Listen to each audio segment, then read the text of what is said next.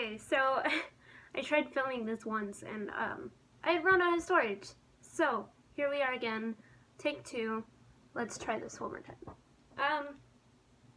So hey everybody, my name is Rar, a vampire, although some of you know me as Lauren.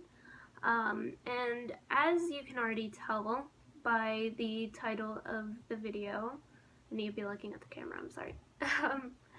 As you can already tell by the title of the video, I'm going to be talking about my mental illnesses, and this video is not going to be edited at all, and I know the lighting sucks, but it's just I want it to be real and me. Okay. I've made this video a few times in the past, and I just never uploaded it, I guess because I was scared, but I finally feel like I can do this, and it's something that I want to do. So I just have some little notes or points that I want to go over, and I should get started before I keep rambling, which I tend to do. Okay. So I want to say, okay, so let's go back to when I was a kid. When I was little, I kind of always knew something was different, something was off about me, but I could never really figure out what it was. I would worry and be scared of things that most kids my age weren't worried about. And for example, I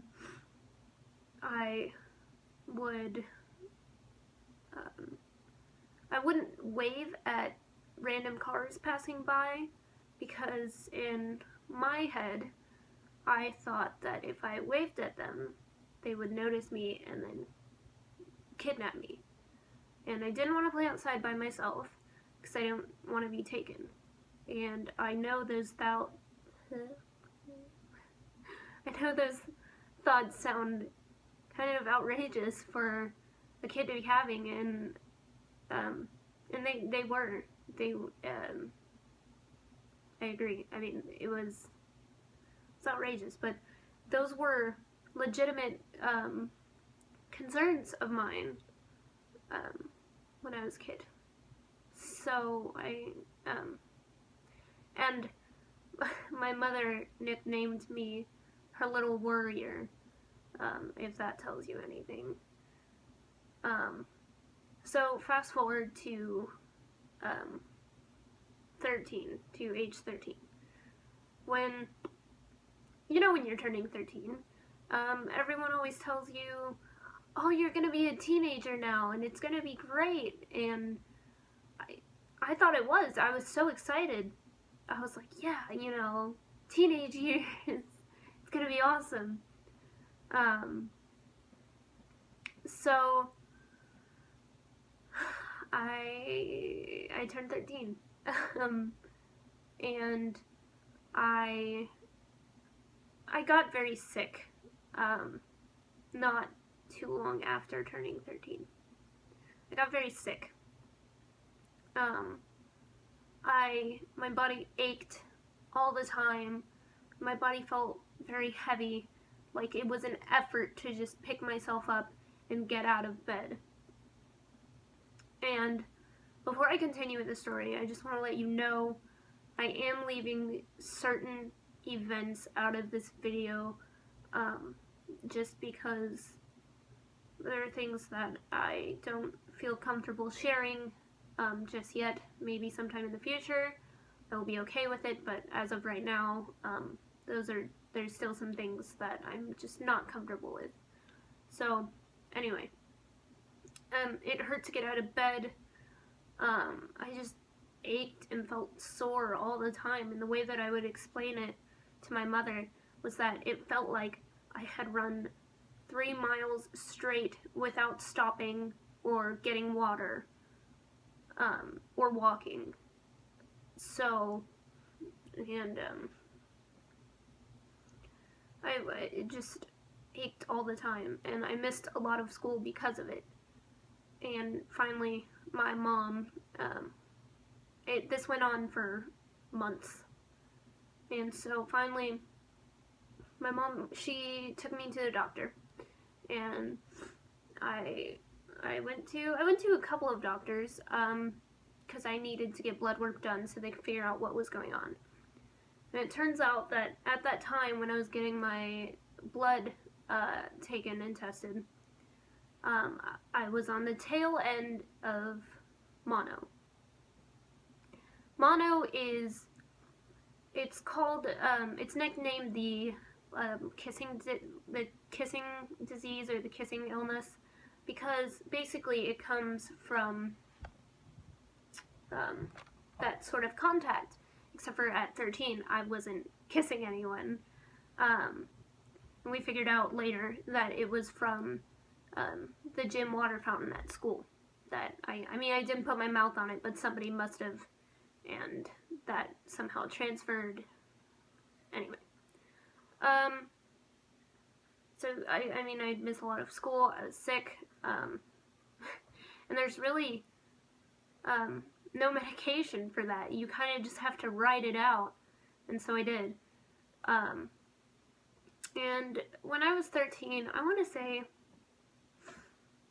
I was in seventh grade. Nearing the end of 7th grade. My birthday is in January, so, and I'm not good with age and grades, like. Anyway, so summer came around, and I had taken my 7th grade tests, and I was good to go for 8th grade. Now, this is where things become complicated. August finally rolls around, and it's time to go back to school. I am healthy, completely healthy at this point. I am excited, I'm ready, I know, excited for school, but I'm excited, I'm ready to go, I'm ready to just be back again and get into a normal schedule again, and for things to just kind of go back to normal. First day of school rolls around, and I wake up every morning, and at the time, I lived about 5 minutes from my middle school. Like, it was a quick drive. So, and my mom drove me every morning. I got ready in the morning, you know, brushed my hair, teeth, you know, whatever. Like normal, you know, I was happy, I was excited. And I get in the car, and we start, you know, driving, and all of a sudden I feel a bit weird. My heart just kind of starts racing all of a sudden out of nowhere, and it gets very hard to breathe. Now, I did kind of struggle with asthma a little bit at that age, so I figured it was just maybe that, but then all of a sudden, and I'm normally a very cold person, but all of a sudden I just got very hot. I started, like, almost sweating, and I felt very, like, lightheaded almost. And we pulled up to the school, and I told my mom, I said, I don't feel well. And I explained to her my symptoms, and she said, okay. So she said, okay, like, but you have to go tomorrow. And I was like, alright, fine. So, turn around, she takes me home. Well, same thing happens again the next morning. And this goes on for a while. I didn't really know what it was. And finally, I'm still 13, but finally I get taken to a doctor, as, you know, you normally would in that situation. And there were a lot of things going on with my parents at the time, which I'm leaving out, just because I'm not comfortable with that yet. And so I went to therapy. I think this was the age that I went to therapy. It may have been early 14, but I went to therapy, and I got diagnosed with anxiety, and I was almost immediately put on medication for it. Well, and I thought, okay, well, that's that. You know, that's going to be the end of it. And having an anxiety disorder made sense to me because, you know, all the reasons why I would worry as a kid for no reason, that all made sense to me now. So, fast forward to age 16. Okay, around 16, some things kind of changed. I wasn't the same as I used to be. I'm trying not to cry. I became very closed off. Oh, I'm sorry. I became very closed off, eating less, you know, judging myself a lot more the way I looked, and I would beat myself up over mistakes, simple mistakes.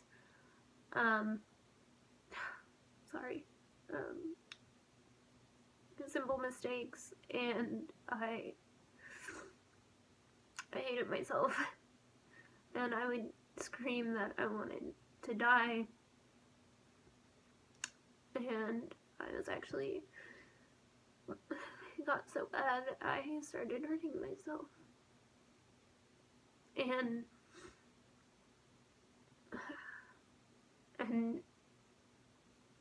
for me, I was such a happy and lighthearted and upbeat person that everyone knew something was wrong when I started to act different. And I was taken to the doctor.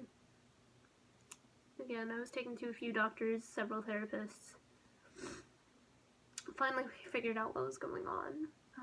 I was diagnosed with depression, and I kind of already knew that I was diagnosed with depression. You know, I paid attention to the things I would say or the things that I would do, so I kind of already had an idea that I was depressed. And then I went to a doctor, and she prescribed me medication. That was one of the happiest moments that I had had in a long time, because at this point it was finally, you know, after years of thinking that I was never gonna get better, to know that there was medication to help me get better,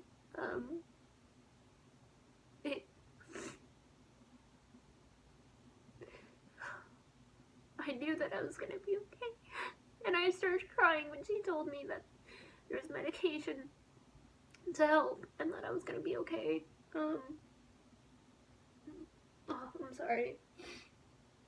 I'm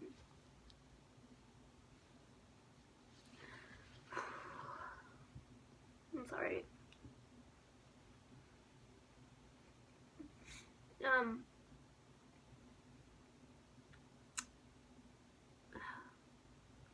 So I started on the medication, and here I am. I'm 17 years old. I am happy. I have a boyfriend of over a year and 3 months, and he makes me so happy. He doesn't run when I have a panic attack. He doesn't run when I get very depressed and I just kind of want to be by myself. He understands that. And I know I'm crying right now, but I'm happy. Um, and I just want to say to all of you out there,